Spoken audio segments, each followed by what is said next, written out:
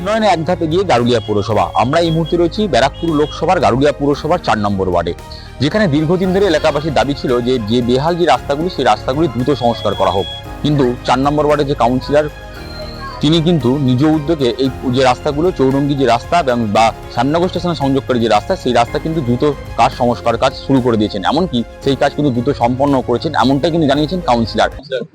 গৌতম বসু এখন তৈরি হচ্ছে, শিগগিরই রাস্তাটা হচ্ছে খুশি আপনারা? আমরা এখন তো আপাতত খুশি, ওর কাজে সবসময় আমরা খুশি।